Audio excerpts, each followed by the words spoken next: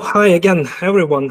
Thanks so much for finding time and joining this workshop. I'm glad to see that we have so many people attending this workshop. To be honest, I was worried a bit that maybe it is too late to talk about the Google Consent Mode version 2, but as I can see based on number of attendants here, that it is not too late to talk about it. And on today's workshop, we will kind of try to make this topic of shift to the Google Consent Mode version 2 more clear. We will talk about what exactly it is, how would it affect or limit your ads features, analytics, GA4 features as well. And then at the end of this workshop, we will take a look on some practical examples on how to debug in your Google Tag Manager if you have the Google Consent Mode version 2 implemented, and if you're ready to make this change. I encourage you to ask the questions in the chat. However, at the end of the workshop, there would be a spot to go through the list of questions and answer them. And obviously, you also can share or ask these questions on my LinkedIn or just send them to my email as well. I will get back to them. All right, so let's get started. Before I go to the agenda part and the topic itself, I want to put quite an important disclaimer that this workshop designed by me, and I am an analytics developer. I am not like a lawyer or some legal advisor here. So we won't share with you any legal advice during this workshop, and I encourage you to consult with your legal department before making any changes. This workshop, I will kind of highlight you the legal topics that you need to be aware of and which you should put your attention. And I will kind of more focus from the analytics perspective, what is good practice and bad practice from analytics perspective, or like data accuracy or data tracking regarding this consent banner itself and the Google Consent Mode version 2. So as for the agenda, in general, we will talk about 4 main topics or like sections on the website. I decided to start from the section called What Would Happen If You Don't Act, because I want to kind of grab your attention from the start. So kind of emphasize and clarify to you what exactly would happen if you won't make an update to the Google Consent Mode version 2, and if you need to make this update as well. And after hopefully grab your attention, I will talk about next part, which is what is Google Consent Mode, let's call it version 1, because to kind of make a shift or understand what the Google Consent Mode version 2 is, we need to understand or like make sure that we know the fundamentals of the Google Consent Mode itself. After we clarify this thing, we would be able to answer the question, what is new in the Google Consent Mode version 2? And when we cover, let's say, theoretical part, we will go to the practical part on how to check in GTM if your website is ready for the changes. I will go here through, let's say, 4 main scenarios, let's say, of best practice, worst practice, and how to troubleshoot or see in the Google Tag Manager if you meeting the requirements of this Google Consent Mode version 2. So you can also go and investigate your GTM, how the tracking is working for you. In this workshop, I will focus only on the GTM side, but there are ways how you can implement consent mode without the GTM as well. But again, the topic of this workshop is GTM, since most of the setup for clients with whom we work, they use the GTM for the tracking purposes. All right, so let's start with the most important thing. What would happen if you don't act? Technically, let's say, there are two consequences of not acting. The first one is technical and the second one is legal. As for the technical part, so without the Google Consent Mode version 2, no data about new users in the European Economic Area will be captured by your Google advertising platforms after the 6th of March 2024. What does that mean, like in the real life example? So first of all, remarketing lists will stop to populate for your Google Ads. Imagine that right now you have the audience in your Google Ads of the users who visited the pricing page. So if I visited your pricing page before the 6th of March, then I will fill in this audience. I will be in this audience, let's say. But after the 6th of March, if you don't have the Google Consent Mode version 2 implemented, you won't be able to capture me in this audience. And as the result, you won't be able to do your remarketing campaigns on me. However, the previous users before the 6th of March, they still remain within this audience, and you would be able to use it for your remarketing purposes. Some of you might think, okay, we don't worry about Google Ads audiences because we have audiences in the GA4 and we can import them. Unfortunately not. In the Google, there are also smart guys, and they will disable this option if you don't have the Google Consent Mode version 2. I want to clarify this point. So in the scenario that I listed above, if you have the audience in your GA4, for the GA4, I will still be populated in this audience even after the 6th of March. But if you would try to import this audience to the Google Ads, it won't be possible, because in this scenario, it's obvious that you will use this audience for your remarketing purposes, and it would violate legal requirements that were applied to the Google. So we don't know how exactly it's going to look like because it is not the deadline yet, but most probably this audience will be limited in your Google Ads if you already imported them. And those that you will create after the 6th of March probably would be like kind of grayed out, or you won't be able to simply import them to your Google Ads accounts from GA4.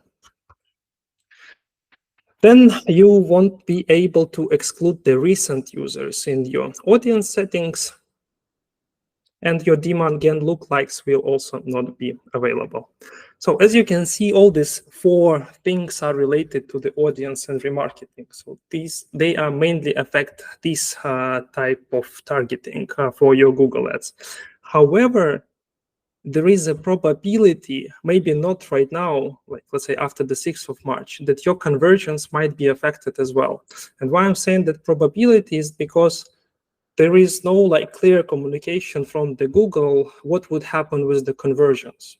Most likely, if they like not announce it kind of clear so far that at the moment nothing will happen with your conversion tracking, but we personally think that at Holini, that in the nearest future, basically this year, you would have to gain the consent from the users if you want to track conversions for your Google Ads accounts as well. Right now, I think that most likely after the 6th of March, if you don't have the Google Consent Mode version 2 update, you won't be able to collect the first-party data in your Google Ads accounts for the conversions.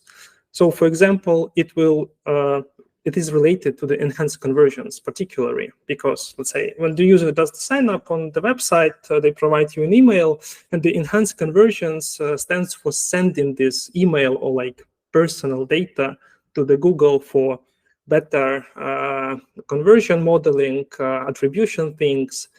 So if you don't have the consent and you have the enhanced conversions, there is a high probability that this data will be sent to Google Ads, but it won't be used for better attribution.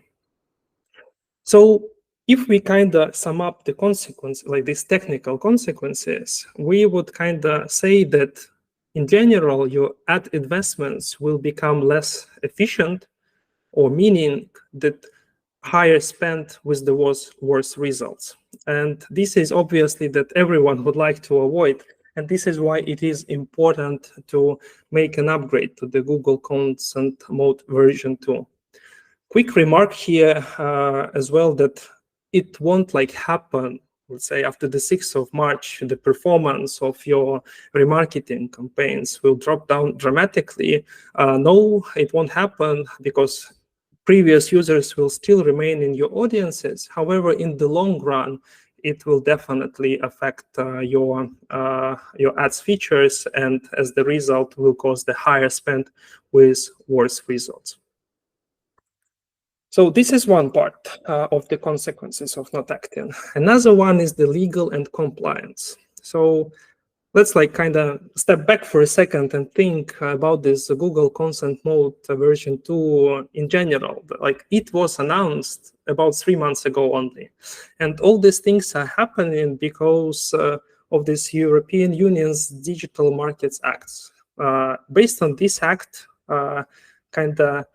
gatekeepers like Google, Meta, and Apple are forced by the European Union laws or policies requirements to collect and safeguard personal data more carefully, and particularly to get the user consent for data collection, storage, and use. So this is what is really important: get the user consent for data collection, storage, and use. But from the legal standpoint, this act forces gatekeepers, and I believe we don't have Google, Meta, or Apple representatives on our workshop. But let's say, for what does it mean for your small, your business or your organization? And the fair answer here is that, to be honest, we don't know, since you should take into account your local regulations or laws and consult with your law department. What does that mean particular for you in your country? All right, let's move on. What is the Google Consent Mode version 1? So hopefully now I grab your attention why it is important to make the update to the Google Consent Mode version 2. But let's now kind of focus on what is Google Consent Mode in general, why it has been invented, how it works. And if we kind of understand these fundamentals, then we would be able to understand what is changing with the version 2. I remember when the Google Consent Mode was kind of invented, I believe 3 years back, and there were not a lot of articles back then rather than official documentation. And I did my own research on this first week when it was invented. And for me, it was really hard to understand that consent banner on your website does not equal that you have the Google Consent Mode. So if I would ask to clarify what the Google Consent Mode to a non-technical person, I would call it as the feature created by Google to gather consent signals from your cookies management platform. But if we talk from a bit more technical side, we can call the Google Consent Mode as an API that allows you to adjust how your Google tags behave. It's the first thing, and it is called basic setup. And second thing, that it allows Google to model gaps in conversions, and it is called advanced setup. We will talk about these examples just in a moment. Bear with me. So what this basic consent mode is? If we look at the picture right here, we would be able to see that the user visits our website or application. When it happens with the basic Google consent setup, we don't fire any tags until user making decision on the consent banner.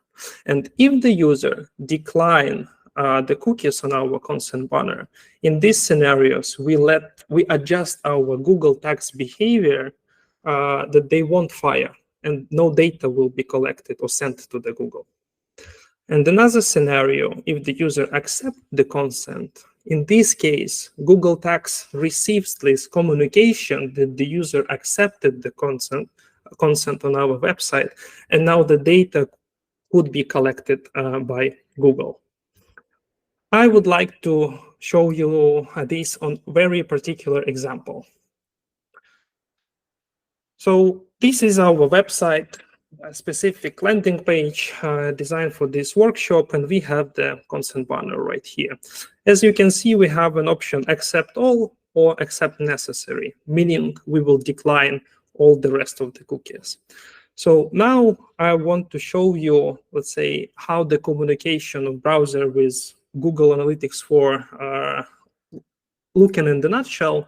And for this purpose, I go to the network tab and filter all my requests by the collect. This is kind of what differentiate requests sent to the Google Analytics.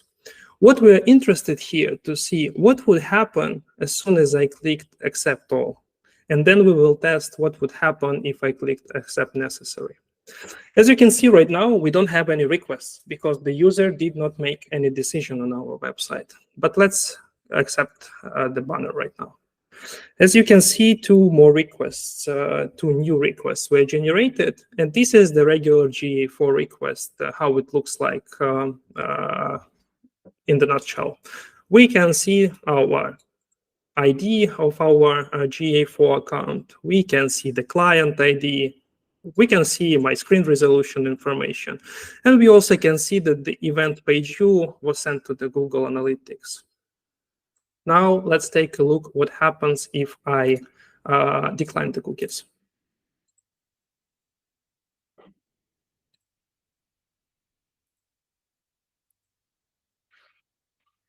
So again, I reload the page, no tags fired. We don't see any communication to the Google Analytics 4 right now particularly. But let's accept the necessary cookies.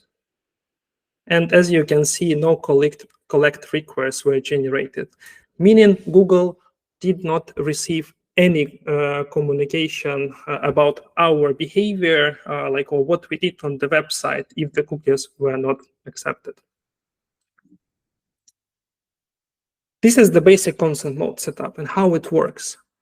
So you just saw the way how the user's consent decision on the website adjust the way how your tags behave on your website.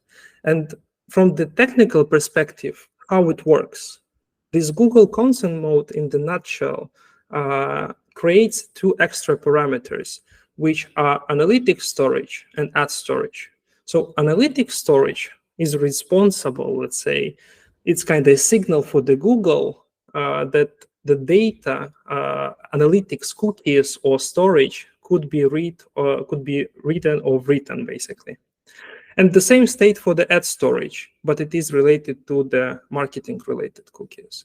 So again, if I go to our website and reload it now to see the banner, basically what happens from the technical perspective, as soon as the user accept the analytics cookies and then click accept selected, it will set to the Google the signal that that analytics storage is granted, but advertising storage is denied. If the user will do it like this, it's vice versa. By setting these parameters, you kind of creating for, in Google Tag Manager particularly, because we're talking about the Google Tag Manager, we kind of creating a new opportunity how we can trigger our tags and modify the behavior. So on the screenshot on the right, you can see the tags kind of extra settings that are basically or literally saying this.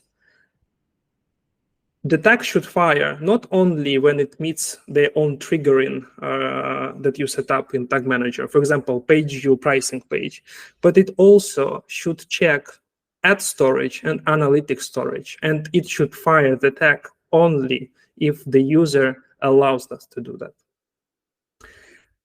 This is what the Google consent mode in the nutshell do. The basic setup, it's kind of strictly restrict how the text should behave on your website. But there is another approach that Google kind of letting us note or setup for your consent mode. It is called advanced consent mode. The difference here that if you have advanced Google consent mode on your website, it collects cookieless pings, or let's call it anonymized data, no matter if the user grant consent or not. So let's look at the particular example again. This is another scenario that we will discover later on as well, but we it still will let us understand what this advanced mode is. So we have the consent banner here, also a bit different, but that's not different, but it's not the point here. The thing is that I just, let's say, visited this page. I did not make any consent decision on my website, but you can see already that collect request was generated. And you can see that the data was sent to a specific property. I have my resolution, screen resolution, my client ID, and it is the page view event. But what kind of makes this data cookieless is that every time I do like a unique action on the website, like page reload, it generates a new request, but it changes the client ID. So it's kind of anonymize me. So again, let's look at this example. Here we have client ID, which is ending at 237, but with my new page reload now, it has new client ID. What happens further, this data does not go directly to your Google Analytics or Google Ads as well. It goes to the Google's servers, and then on this data, they apply machine model, like machine learning, or they model this data.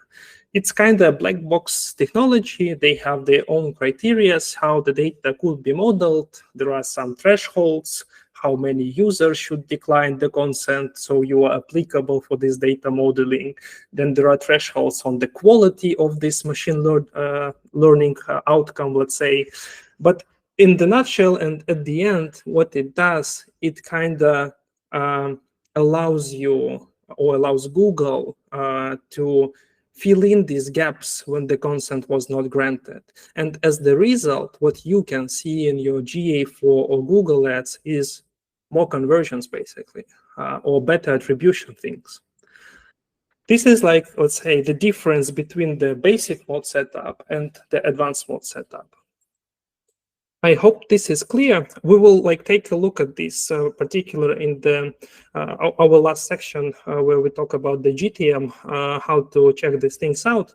But what I want you kind of to remember here is that if you choose between basic mode setup and advanced Google consent mode setup, you kind of choose between being compliant and respect the user consent settings and data modeling. So both of them has kind of their pros and cons. This is not a black and white topic, to be honest. So it's really up to you and your organization values. How do you treat the legal aspect of user consent settings, basically? The basic mode is really good in terms of being legal and compliant. In this scenario, you're compliant with the GDPR. You do not send any information from the users who ignored or declined the cookies on your website, but it has its outcome, let's say that, or consequence that in this scenario, you simply lose this data.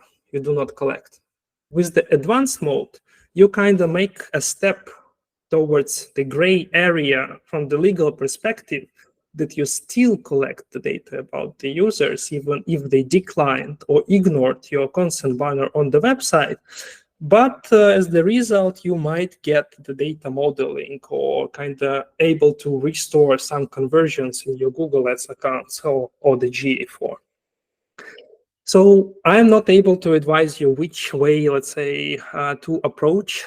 You should be critical. I mean, in the a bit later on, I will show you the example of what we think at Holini is the best way to implement the Google consent mode and the banner itself on the website. But right now, for your particular case, we cannot give a recommendation. You need to understand, let's say, basic and advanced mode between what you choose and make a decision yourself. And I want you to be critical when you make this kind of decision. It's worth to ask the question, is it worth collecting data from users who do not grant the consent? I mean, imagine that you're a bank organization or you're given loans, and if the user clearly said no to your cookies banner on the website, but you still collect the data about this user, is it a good approach towards your potential clients or not?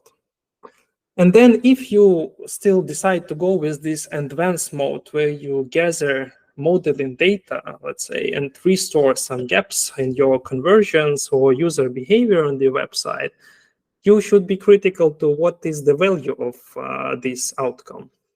Imagine this, that you have, I don't know, 200, 300 users per day. In a week period, it's 1,400 users minimum. And if 20% of these users declines, it is quite a low number of users. And if you apply data modeling on this number of users, it is hard to say what would be the quality of this model data for you. It might show you, I don't know, that users made in the reality, let's say users made 10 signups, but it might show you that there were 3 signups, or maybe it can show you that there were 15 signups. You don't know, because this data modeling part is kind of black box designed by Google, and you don't understand how it works. So be critical when you decide between basic and advanced modes. So now let's make a summary about the Google Consent Mode. We know that the Google Consent Mode is not a CMP platform or cookies management platform. It should be configured separately, but CMP's platforms might help you to set up Google Consent more easily, because they have built-in functions, especially if they're partners of Google. They have built-in functions where you can just tick some options and you almost all set. Then we know that the Google Consent Mode allows you to adjust your text behavior by using the ad storage, analytics storage, and there are some other storage available as well. But for Google Consent Mode specifically, we are interested only in ad storage and analytics storage. Then Google Consent Mode has 2 separate modes that could be used. It is basic one and the advanced one. So far, we kind of were able to clarify what the Google Consent Mode version 1 is. So what is the Google Consent Mode version 2 is? With the version 2 update, Google added 2 extra parameters: add user data and add personalization. So add user data signal that you send to Google controls whether user data can be sent to Google for advertising purposes, while add personalization doing the same thing, but for the remarketing purposes. Think about it like that version 1, meaning analytics storage and ad storage, can modify or affect what data could be collected by Google Ads and Google Analytics. However, add user data and add personalization, version 2 update, clarifies how the data that was already collected could be treated or could be used by Google. So basically, version 1 allows you to modify your text behavior, while version 2 allows Google to understand how the data that was collected can be used. And that's it about the update of this Google Consent Mode version 2. It's not quite significant one, let's say, but it is mandatory one, because if you don't send these extra signals to the Google, you will face the consequences that I described in the beginning of this presentation, that some features won't be available for you anymore. So how to check things in GTM if your website is ready for the change? Here I also would like to put some disclaimer that you should have some knowledge about the GTM to kind of be able to grasp what I will talk about. I will try to make things as simple as possible, but if you never use the Google Tag Manager or you have like really not a lot of experience there, it might be quite challenging for you to understand the things. But let's get started. I will describe, let's say, how to evaluate your Google Consent Mode version 2, let's say, setup if you have it, based on the 4 scenarios. So we will talk about the best practice scenario. Here I will share, let's say, what we at Holini think how the Google Consent Mode should be, version 2, should be implemented on your website. Then we will take a look on the worst practice scenario. So I want to see you like kind of in the contrast how best and the worst practice scenarios works from the technical perspective, or let's say from the Tag Manager preview mode. Then we will talk about not an obvious mistake that I would say like 90% of companies for whom we conduct audits do in terms of implementing the consent banner on the website and setting up Google Consent Mode. And then we will talk about quite common issue for the companies that use CookieBot. If they paid only for one domain subscription kind of CookieBot. So here we will talk about consent banner, how it works if there is a subdomain involved and you have purchased only one domain on CookieBot.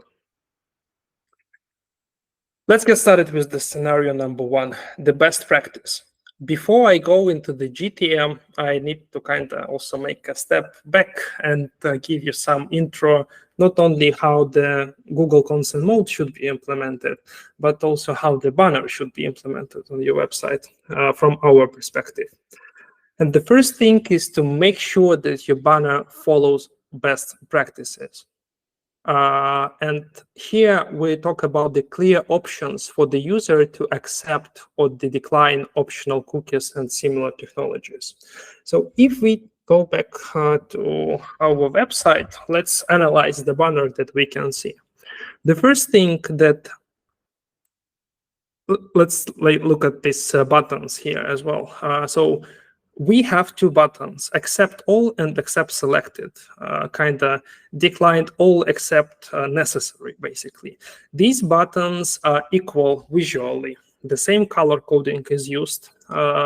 We don't kind of emphasize by highlighting accept all with different color or with the different text that we would like you to accept the cookies. So equal opportunities for the user from their visual perspective if they can accept or decline not necessary cookies. Secondly, the naming convention of quite commonly used decline all cookies button. This is, let's say, a problem of quite a lot of businesses that they put here decline all, which is technically not proper naming convention, and I believe legally as well. I'm not the legal person here, but just think with me that when you kind of decline all cookies, you decline only functional analytics and advertising. You are not able to decline the necessary cookies, because if you do so, your website won't work. So from the, let's say, I believe, legal perspective, it is not proper to call this button decline or deny cookies. The proper naming convention here is to accept selected or accept necessary only. Let's get back to our presentation to check the next criteria. We should add to the banner a link to the website privacy policy or cookie policy. Again, from the legal perspective, we should not hide our privacy policy page from the user. It should be easily accessible within the banner itself, and this is how it looks like. Next thing is about details about the website cookie usage explained in a simple non-legal language. So again, we should be quite clear in our communication towards what are the services we use on our website. And if you go to the service description, it should not use like particularly like professional wording. Let's say you should use non-legal text. And if you check all of these services that we have on the website, it should be clear for the user what these services are. For example, under the advertising services, we clearly say what it is and how do we use them, and then we list these services. And under these services, we share the information about our cookies as well. What are these cookies? Are they first-party or third-party cookies? What is their duration and description of these cookies? And last but not the least is contact information for the company.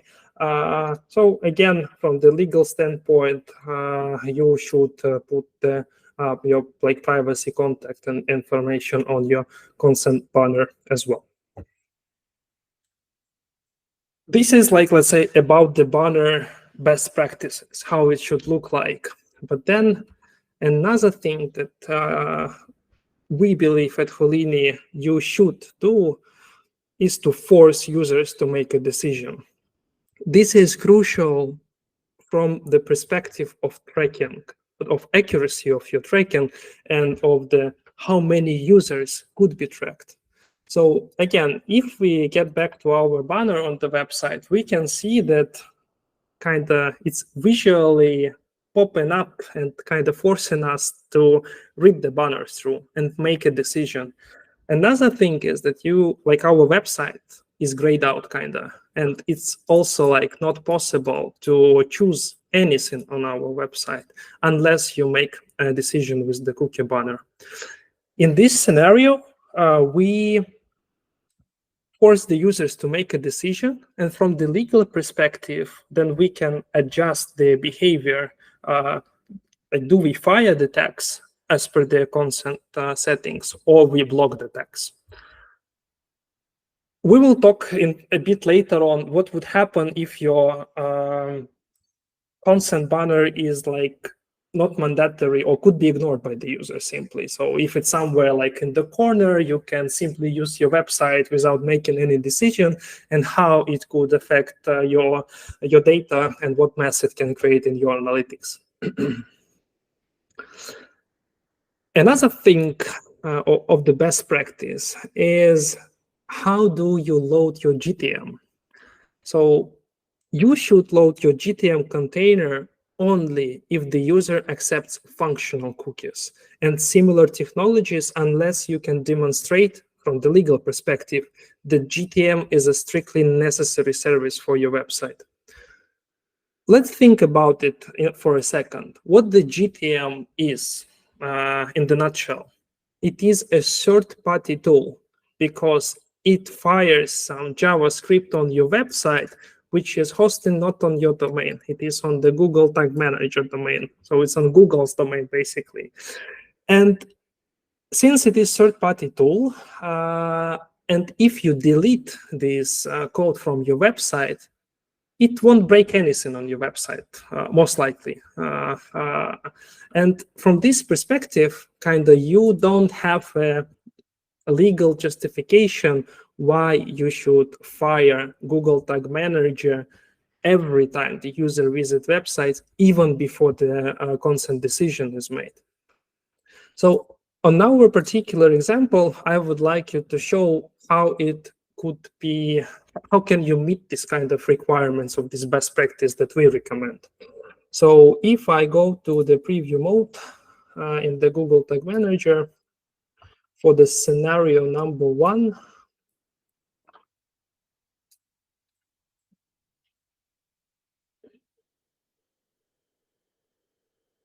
you can see that the banner is here, Tag Assistant is connected, but we have nothing in our Google Tag Manager. But after I accept functional cookies, Google Tag Manager loaded. So again, this is the ideal scenario, how it should be implemented. I would say that 99% of companies just load the GTM without worrying to put in other dysfunctional cookies. But let's say from the legal standpoint, if you want to be like super compliant, and you don't have a business justification why the Google Tag Manager should be treated as necessary service on your website, it should go under the functional cookies or services. And last but not the least, that we advise you for the best practice of Google Consent Mode version 2 implementation to use the basic Google Consent Mode setup instead of the advanced one. And why it is so, I hope it is clear, because again, from the legal standpoint, I'm not sure, like, if you need to be a lawyer to kind of understand that it is quite suspicious that you collect and track the data about the users who clearly said no to your cookies. So, and also it's a good philosophy, let's say, how you build the trust with your potential customers as well, that you respect their decisions and you do not track this data. So now let's take a look at the Google Tag Manager setup, how this basic Google Consent mode should work if you implement it properly. So for this, I will open the Google Tag Manager. And the first thing, and I encourage you to do the same with me during this workshop, so you can kind of make parallels with your own setup on your website. So the first thing here would be to make sure that you have the consent overview enabled. For this purpose, you need to go to your admin tab and go to the container settings. Then you need to make sure this option is enabled for you, save it, and then you can go back to the tags. So on my particular example, I tried to replicate of what you can have in your Google Tag Manager account. So basically, you are firing some pixels on your website, and let's see how we can make it legal and compliant with this Google Consent Mode version 2 update. So we have 5 tags. 3 tags. Conversion linker is for Google Ads, stands for Google Ads. Facebook is Facebook. LinkedIn is LinkedIn. And we also have 2 tags that stands for analytics services. It's Google Analytics for itself and the Hotjar. So now let's take a look at the setup of our tags. Since we advise you to use the basic consent mode, and we are talking about just simple pixels that should fire on all the pages, or when the user made the consent decision on the website, we also need to make sure that this consent decision on the website is granted, not denied. And in order to kind of set up this triggering rule for our tags, we should check our tag settings. So if you go on your tag and scroll to the bottom, you will see this consent settings tab right here. And there is an option which is called require additional consent for tag to fire, which kind of set the rules of when exactly this tag should fire. In our particular example here, we say that this tag should fire not only when one of these requirements are met, but also if the ad storage is granted. The same we do for our Facebook tag, and the same we do for the LinkedIn tag. For Hotjar Analytics, it's a bit different, because Hotjar Analytics, they should use not the ad storage like marketing cookies, but they use analytics storage or analytics cookies.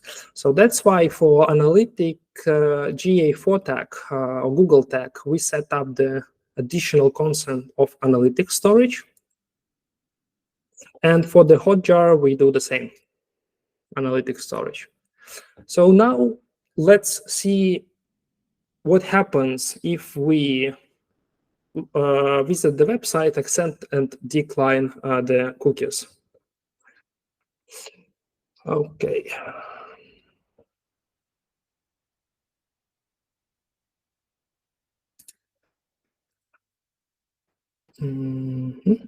One moment.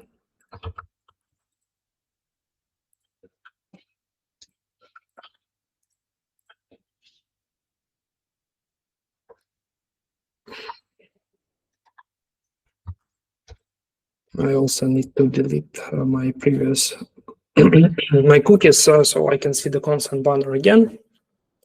So we already know when the functional services are not allowed.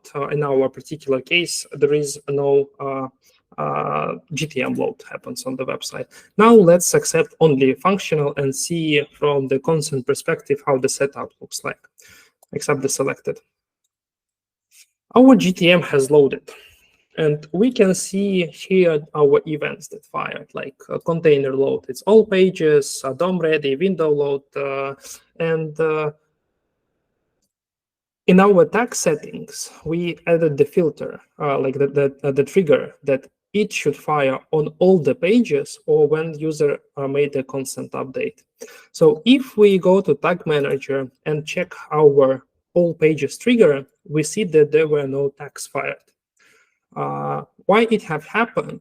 It's just because we add an extra setup on our tag level that we should check also what is this add storage or analytic storage parameters. Are they granted or denied?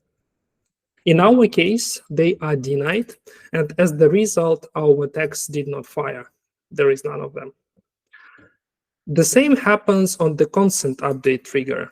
This is another, let's say, or scenario for all of our tags. So when the user makes the decision, we should fire our tags again. And if analytics or add storage are granted, some of the tags should fire. But if we check the consent here, we can see that all of them are denied instead of the functional one.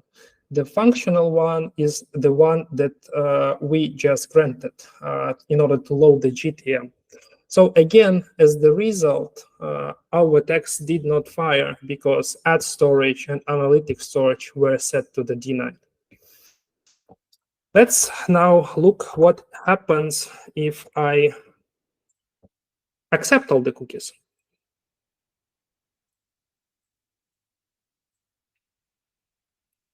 Cookies accepted. Let's take a look. On the container loaded, all of them are equal to denied because when the page loaded, there was no consent decision made by the user yet, which is obvious. Then we have the consent update when the user made a decision. And here, the status of this add storage, analytic storage has changed to granted. And as the result, our text has fired. What would happen if we simply deny the cookies? It would be the same scenario that we just saw when we accepted on the functional. One second. Yes, and now I accept on the necessary.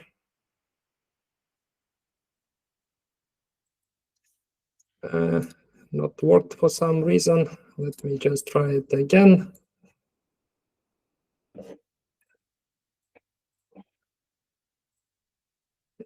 Yes, of course, I accepted necessary, not only not functional. That's why. So all the cookies now are denied, and as the result, all the statements are denied, and none of our tags basically are fired on the website. So this is what the basic Google Consent Mode setup is in the nutshell. And this is what we recommend you how your text should be adjusted. Let's take a look at the second scenario, the worst practice scenario. For this purpose, I will show you the page, let's say, and would like to ask you the question, why do you think this scenario is the worst scenario?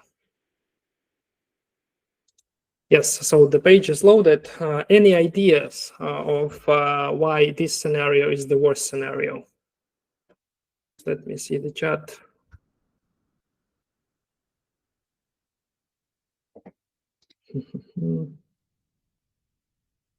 Okay, I see we are limited by time, so I will move on further. So basically here the problem, exactly, that there is no banner at all. If there is no banner on your website, then obviously you cannot set signals to your Google tags how they should behave. And if there is no signals to your Google tags how they should behave, then you would see the consequences of not acting, from which I started this presentation. So if you have this kind of scenario, you need to do these 4 checks. You need to make sure that your presence in the European Economic Area and or UK, and you need to make a decision what would be your consent banner. Just Google partners of Google for the consent banner and choose one of them. Then you need to set the default settings of consent banner to denied, because this is the best practice, and adjust your tags in the GTM if the consent status has changed. Another scenario is not an obvious mistake. So in this case, if your consent banner, like if you don't force the users to make a decision on your website regarding the consent banner, then you put yourself in quite tricky situation. So if you use basic consent mode setup, in this case, you do not collect the data unless the user accepts it. And the user can visit 5 pages of your website and only then accept the banner. And in this case, you will miss all the valuable information before they accepted the banner. And another problem is that if users can ignore the banner, well, they probably will ignore it. So if I have big resolution, I have small banner somewhere, I will simply ignore it and use your website without making any decision. And in this scenario, you just simply lose a lot of data about the users who potentially might accept your cookies if you force them to make this kind of decision.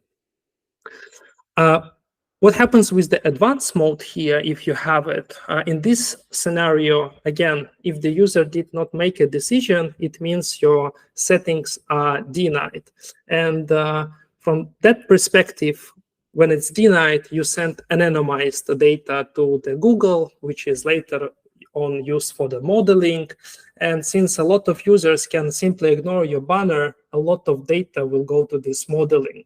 But the quality of this modeling data is, again, quite questionable. So if you can force the users to make a decision on your website regarding the concert, we advise you to do it, because it should give you more accurate data from the tracking perspective, and from the legal standpoint as well, you will be on the safe side.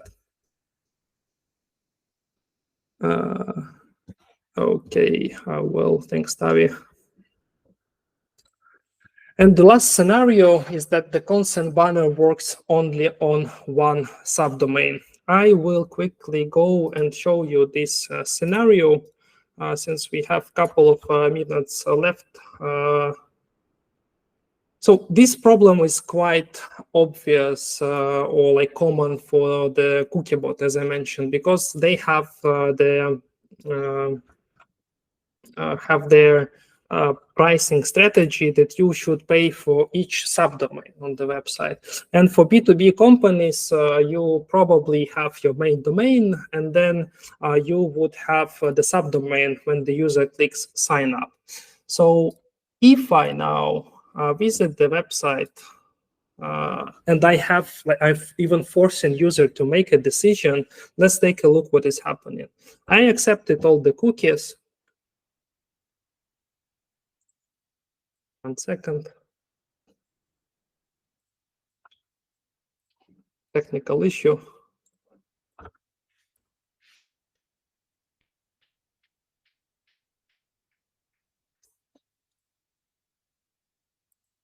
Yes, it's a bit different container. Okay. You just saw that I accepted all the cookies. Our consent is granted. Tags fired. All good over here. But what happens if I go to the subdomain? If we don't have like cookiebot, if we did not purchase the subdomain on our cookiebot, it will simply not set up the consent settings update on the subdomain. And as the result, despite the fact we granted all of our like ad storage, analytics storage on the previous stage, now these are denied. And again, based on your implementation, basic or advanced one, you might have a lot of problem. If it is basic, then you don't track anything. You don't find any tags that are happening on this subdomain. But if you have the advanced one, you model the data for the users who already kind of granted you, allowed the cookies on the website, which is also like quite a big problem and the mistake. So please pay attention to this and double check if you purchased from the cookiebot the subdomains and implemented it on all the subdomains. You know how to validate it right now. So what can you do today? I hope like with this presentation, I was able to kind of clarify to you that this Google Consent Mode version 2 update is not like an easy topic that you just say, let's do the update and forget about it. No, you need to make a step back and think strategically. What is your approach towards users' decision on your website? How do you treat these consent settings? And then you need to make sure that your policies, your company's policies are being followed in your tracking and the measurement plan. So what can you do today to be prepared for this upcoming update? If you don't have CMP, you need to decide which one you use and do it as soon as possible. You are already late, but it's better to do it now than later on. Then you need to make a decision on how your organization treats legal policies. You need to decide, do you go with the basic mode implementation where you kind of fully compliant and respect the user decisions, but you lose in terms of data accuracy, data tracking capabilities, or you go with the advanced, meaning you make a step in this gray area from the legal standpoint, but you will gain insights on conversion modeling from the Google and other benefits that comes with the advanced mode. So if you have solid GTM knowledge, make sure your tags behave as per your policies. Just go to your website, go to the preview mode and validate how it fires, what happens if the user ignored consent banner, what happens when it accepted, what happens when it declined. Don't forget to double check if these cookies, if this consent mode is set up on your subdomains as well. And you also need to stay informed about the latest consent mode updates, because this is not the final version on how it looks like right now. It will change, and still it's not quite clear what's gonna happen with the conversions. So just keep your hand on the pulse regarding the information of this consent mode version 2 updates. That's it about today's workshop. I hope I was able to make this topic less complicated and more clear for you. Now there is a question time, and for those who had to leave this meeting and not listen to the questions, I would like to ask you for a favor and go and ask and submit the feedback to our workshop. I will share the link in a second with you. And now, yes, questions part. Let me take a look. So Max, yes, I answered this question. Is there any other way to implement Google Consent Mode version 2 without Google Tag Manager? So if you don't use the Google Tag Manager, there is a way how you can implement it by direct communication with the GTAG Analytics SDK. But you would have to kind of write the proper documentation for your developers because, let's say, in Google Tag Manager, it's so much easier to validate it and make the setup on your own. But if you don't have Tag Manager, then you need a person who will go and modify your code on your website directly. I would advise here, like you can text me with this question for more information, but you can actually Google developers resources for Google Consent Mode version 2. If you just put developers Google Consent Mode version 2, then you will see the relevant article. What will happen if the user won't choose any option and will be reading our articles without making a decision about cookies? Again, this is like really depends on your concept setup, basically. If you have the basic one, then you won't collect any data. If you have advanced one, then in this scenario, this data will be sent as anonymized pings. These anonymized pings will go to the Google servers before it reaches your Google Ads, Google Analytics. And in the Google servers, there would be this machine modeling or machine learning applied. Again, this is the black box. They have their own criterias, criterias on the threshold. So let's say you should meet some monthly limit of the users who did not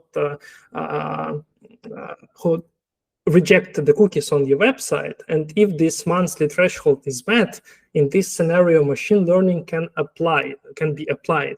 And then if this machine learning based on its own features and things that we don't know kind of work, it will have some kind of quality of this data. And if this quality is meeting Google requirements, which we also don't know, in this scenario, this data will be shown to your GA4 or in your Google Ads as the modeled data. In the GA4 specifically, if you know the threshold icon, you can hover your mouse and check if you have the blended data or modeled data icon. If you have it, it means that you receive the model data from your GA4.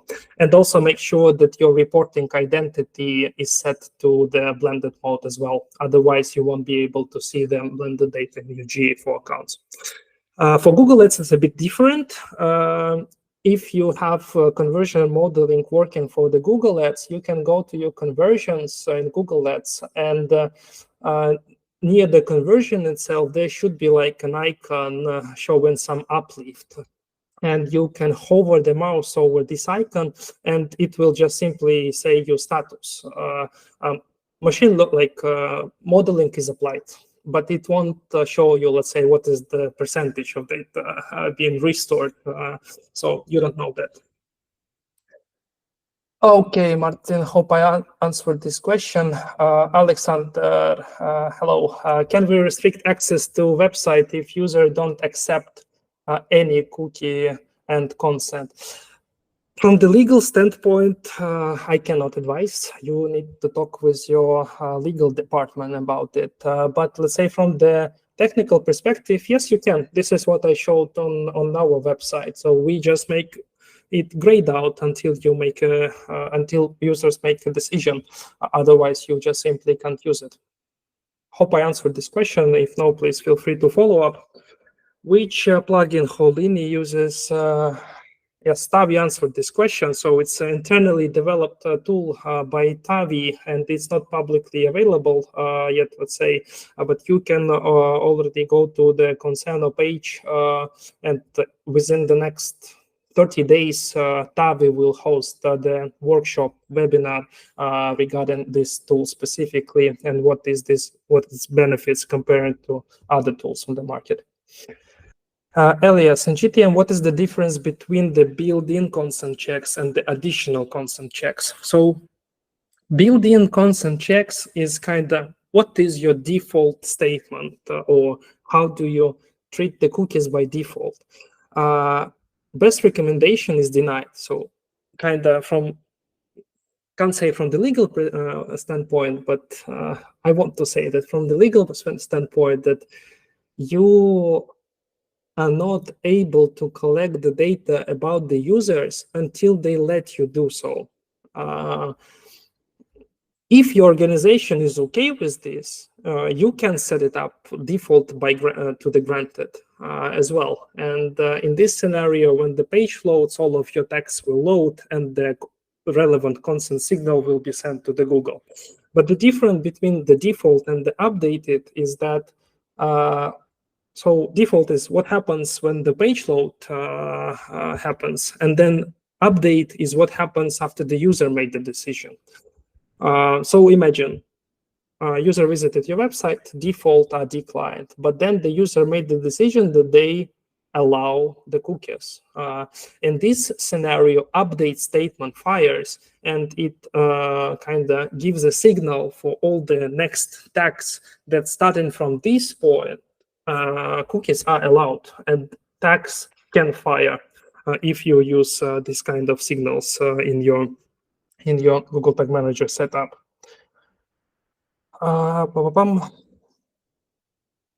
Yes, please zoom in.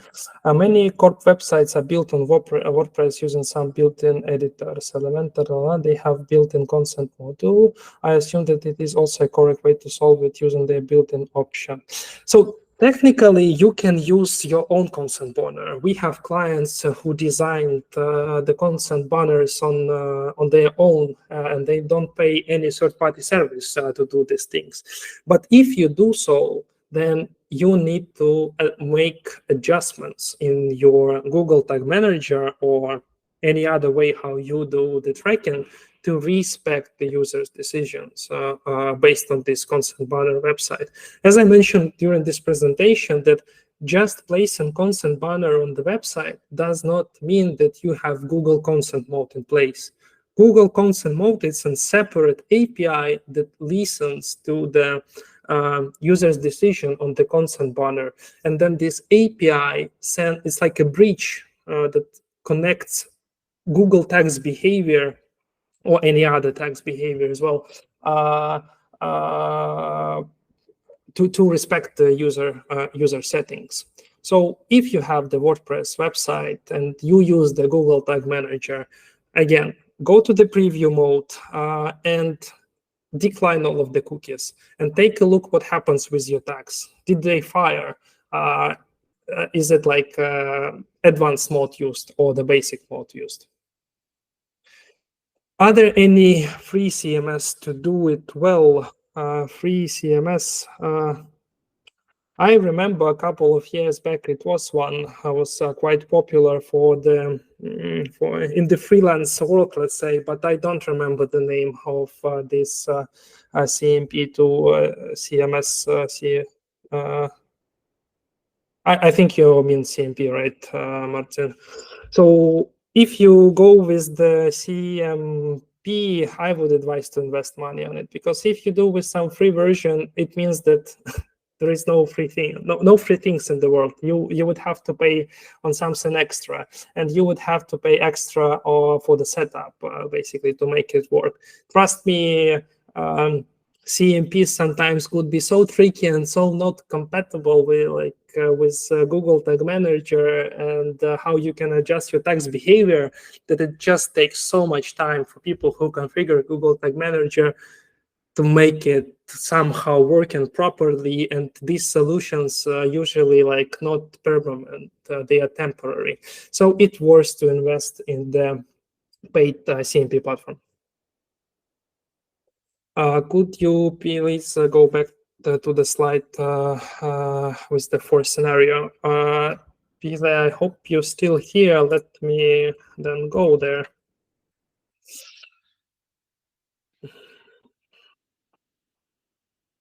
I'm here.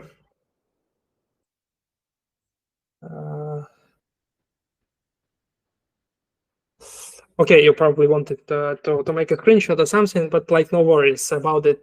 I will share with you the presentation as well tomorrow. You will get this on your email. And if even know or you missed it somehow, you can go to the Holini's website. We have a nice tab over here, events, and you can take a look on our workshop. I also advise you to take a look on our GA4 audit workshop. Quite a lot of valuable information there, how you can audit your GA4. Yes, other questions? Thanks for the workshop, guys. Thank you, Argo. How do you make the consent update event fire detects if the user has consented? So this consent update is custom event, meaning when the user does the make the consent decision, our CMP is configured in the way that it pushes the data layer push with the event name consent update. And when it happens, we can see this event in our Google Tag Manager preview mode. We can see it in our Google Tag Manager preview mode, and we can see what are the parameters sent accordingly. We have here necessary consent granted, functional consent granted, analytics, and advertising consent granted. So let's say in our scenario, it is done by our platform that Tavi has developed. But if you use some other platforms, I haven't seen none of them that doesn't make the same thing. I would say that you should see, it might be called a bit different. You might have, instead of consent update, you might have a functional update or analytics update or like advertising update. There could be like 4 different data layer pushes. So yeah, it is in the nutshell, it is a data layer push, but it is not something that you kind of can configure on your own. It is done by the CMP platform, or if you use your own consent banner, then your developers can make this push as well. What about customers from the US and different continents? Will the GA4 collect their data? Good question. To be honest, I would say I would answer this like that at the moment, that you can configure your banner to appear in the specific regions. Right now, this policy is applicable for the users only in the European Economic Area. So you can configure in GTM or in your CMP platform where this banner should appear. And it will take a look probably on the IP address of the user. And if the IP address is within the European Economic Area, then the banner will appear. However, if it is not, like the user is from the United States, then the banner will not appear. And in this scenario, of course, if there is no banner, no consent pings, data will be collected. And also what is important to remember here, that this rule applies only for the users within the, let's call it European Union and United Kingdom. If the user comes from the United States and we don't send any of these Google consent signals with that user, it is not a problem for your ads or GA4. Data will be collected as it was, at least for right now. There are some signals in the United States as well that this legal privacy approach will go there quite soon as well.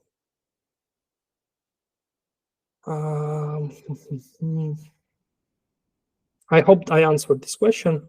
Tonis, is there a CMP platform that you would recommend and the certificate at least? I would say the most popular platform between our clients is Cookiebot. So it is quite good, I would say. If you're okay with their pricing policies, then you can choose it. The setup there is quite straightforward. They have the native integration with the Google consent mode. So it could be a choice. Or you can consider our upcoming CMP platform as well. Yes.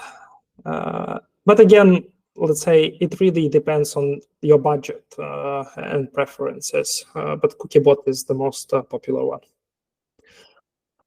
All right. I think we can wrap it up. I don't have any questions. So again, I would really appreciate to gain the feedback from you. So please submit the details in the form. I will send this recording to you by tomorrow, the latest. So check your emails if you want to go through it again.